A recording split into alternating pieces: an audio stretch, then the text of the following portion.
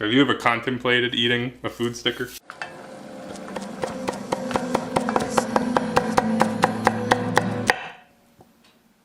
Hi, I'm Phil. Welcome to Pretty Good Cooking. Pretty good. Tonight on the show, we are going to make shrimp etouffee. That's right, it is a Louisiana dish, Creole, Cajun, whatever, not an authority on cultures of any kind. Etouffee is French for smothered, I believe. This dish is similar to a gumbo.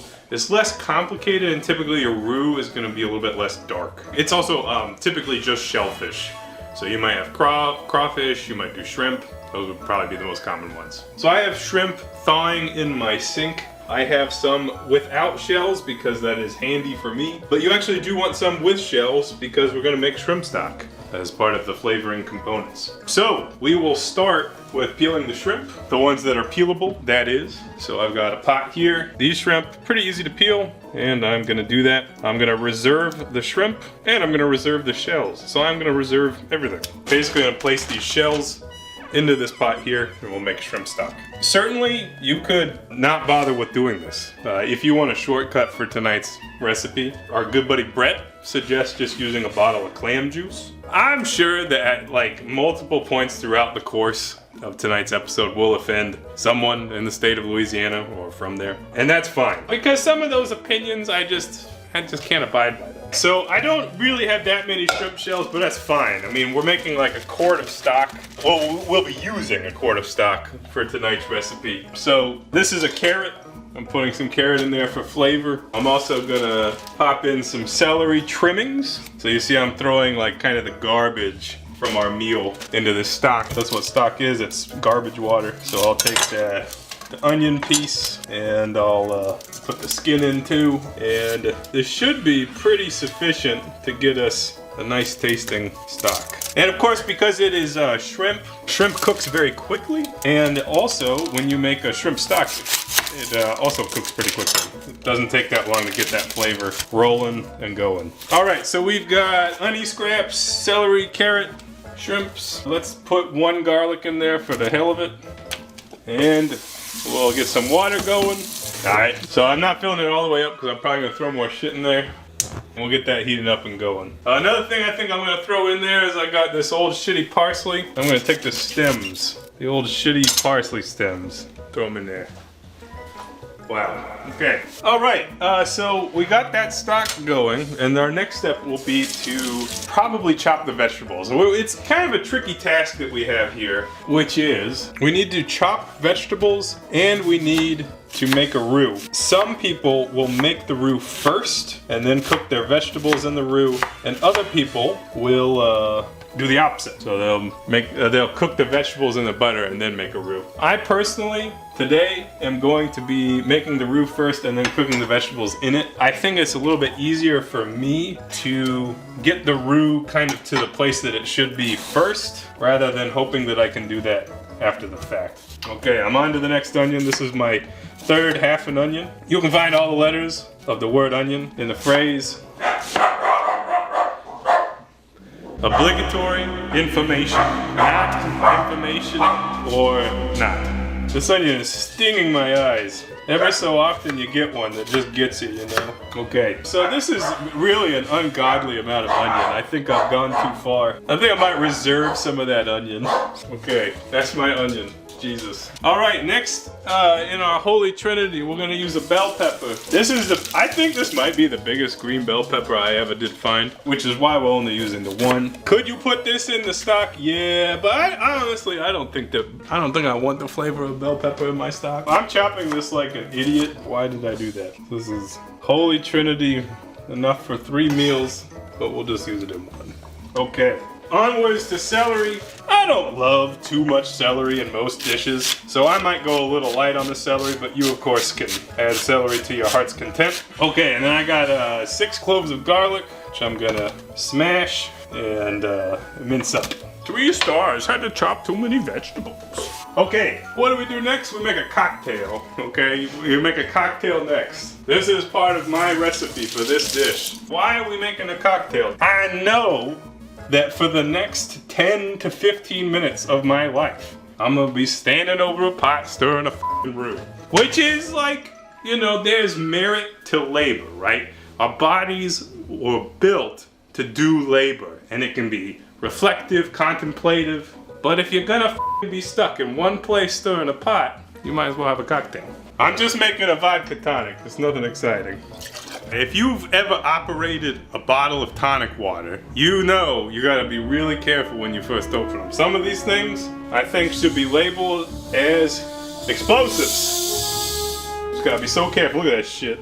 We almost died right there. What's that government agency? The Department of Firearms, Tobacco, and Alcohol? Jesus Christ! Anyways, they should be regulating tonic water, in my humble opinion. I only have humble opinions, by the way. I say that because I don't really believe any of them. Okay, so here's our Dutch oven, and we'll be going for a medium heat. My stocks are bubbling pretty good. We're just gonna cook that down. Okay. So, for our roux today, we're gonna put in 6 tablespoons of butter, which is 3/4 of a stick. It do be like that sometimes, okay? And to that, we're gonna use 1/2 cup of flour. A lot of times, you use a 1-to-1 ratio of butter to flour in roux.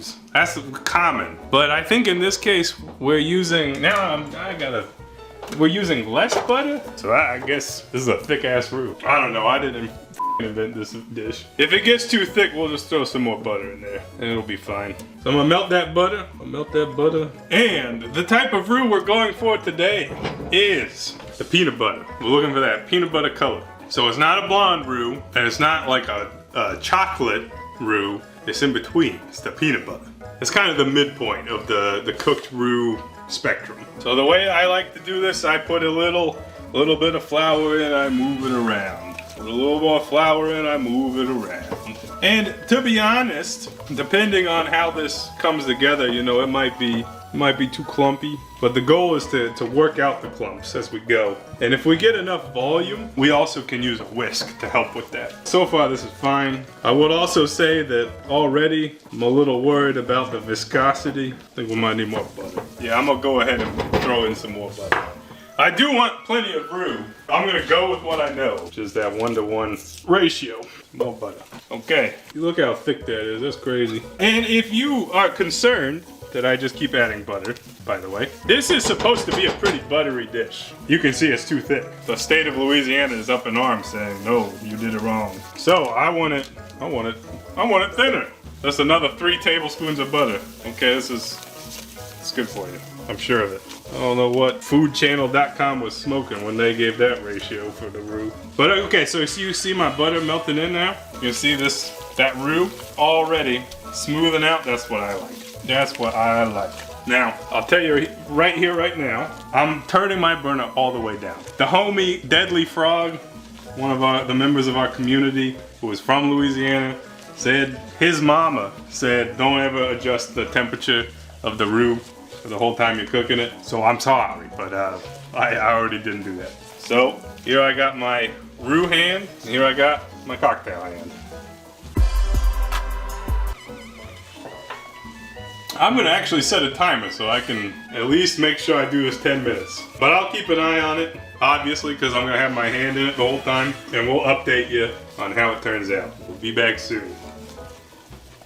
Okay, here's my roux. Been 15 minutes of constantly stirring.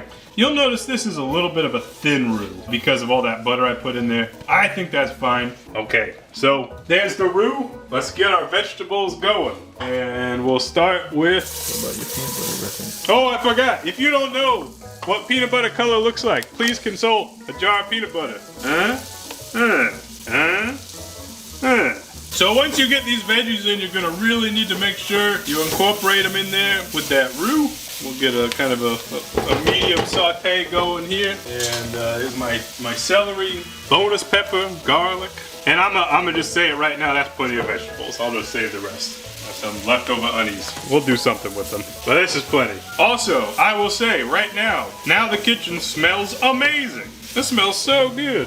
Oh man, that's gonna be so good. I'm pretty hyped for this now. Okay, we're sauteing, we're cooking it, looks good. Okay, so one of the decisions you need to make is, are you gonna put tomatoes in it or not? Half of Louisiana eats tomatoes and the other doesn't. And they all got mixed up opinions on it, okay? I don't care if we do it or not. What do you want? Do you want tomatoes or not, John? No tomatoes, not this time. John's a purist. Let us know in the comments below, what side did John just take? And is he wrong or not? This one's on him, not me. Okay, so we're gonna saute this around 10 minutes-ish, and we're gonna start seasoning it. Okay, so let's add some black pepper, add some cayenne, and we're gonna use our Cajun or Creole seasoning of our choosing, which today will be Tony's. Alright, the more you cook your veggies now, the less you'll have to stew. Let's get the bay leaf going in there. I'm gonna just use the one. I always be telling you guys, these weird fresh bay leaves just have much stronger flavors. I don't use them much as if you got a dry one. So if you got a dry one, you can put 2 in there. I gotta sneeze.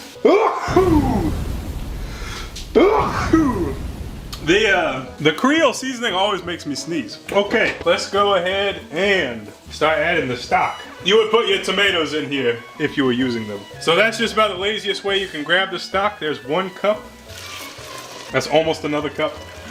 Okay, so I did about 2.5 cups of stock, which is going crazy. All right, now would be a great time to whisk. So go ahead and get that going. Now look at this. Look how thick that already is. So I'm glad we had the thinness of that roux. So this is supposed to be a thick gravy, okay? But look, you can see there's like a heavy whisk resistance. So we might need, I'm gonna add some more stock. I guess it makes sense, right? I made more roux, so I should probably need some more stock. We're gonna add about another cup. And again, this is also something that you can adjust as you're cooking. So we'll, basically from here, what we're gonna do is bring this to a simmer and we're gonna let this stew. So we should have a nice kind of shrimp flavor from the stock. We've got our peanut butter roux, we've got our veg. But yeah, so this is just gonna stew down and we're gonna cook our shrimp at the end. All right, so supposed to let this stew for a while till your veggies are tender. Probably 45 minutes would be a good thing to go for. Give it the occasional stir so it doesn't burn, and we'll update you. Maybe I should taste how it tastes. Let's see what we're working with right now. Really good flavor. Definitely some more seasoning. I think I need some regular ass salt too. But you know, we'll continually season it as we prepare it. So we'll be back with updates as this cooks down. Oh, one other thing you can do. Oh wait, there's more. Shit. One other thing you can do is while you're letting everything stew, we can season the shrimp. And when you kind of season them ahead of time, it gives them a little bit more time to absorb some of those flavors. And for that, you can just also use Tony's or the seasoning of your choosing and mix it on up, which is what I'll do. Now we'll be back. Yeah, okay, so it's totally been 45 minutes. I got impatient, but if we had that kind of time, we would do it. So let's put in our shrimp with their juices. My initial impression right now is that this is too thick. Just like each and every one of all of your mamas. That's right, every single one of them, way too thick. I know, I'm an expert. I'm just kidding. Okay. So I reserved some shrimp stock to the side here. If it still looks too thick to me, we'll thin it out, and that'll be fine. I'm gonna go ahead and right now I'm just gonna thin it out. And we can do a little bit at a time to ensure that it still works its way in, and already that's looking much better. Much better. And of course you can fish out your bay leaf if you happen to be lucky to spot it, like I just did. Okay, so these need to go maybe 5 minutes. Since I'm using relatively large shrimp, they will take a little bit longer to cook, but there's a plus side to that, which is one, their texture will hold up better as you let them stew, and you'll get more shrimp flavor into your etouffee. So we're in the home stretch. Our rice is just about done, and probably the last thing that we'll do is chop some parsley for a garnish. This is curly parsley. All they had was curly parsley. All right, we're in the home stretch. That has nothing to do at this point. Okay, so if you're super duper unsure, like, is my shrimp cooked or not? One thing you can do is fish out a shrimp and then cut it open. And if you look at the inside, you can see it's cooked. Okay, movie magic, we steamed some rice, so let's finish it up. Most typically, you would probably just like plop some rice on a plate, throw the gravy and the shrimp on top. But if you want to get fancy with it, You want a nice photo, for example. You can use a small bowl to apply rice to the middle of the plate. Doesn't that look nice? And then we can put our etouffee around the rice very carefully. Of course, a bigger plate would have made sense for how I have done this, but that's okay. And we can garnish with parsley. You could also just, actually, you probably should just put most of the parsley into the pot and green onions. That's what you would do. All right, let's give it a taste. We'll get a little bit of rice. And I'm not gonna go straight for a shrimp.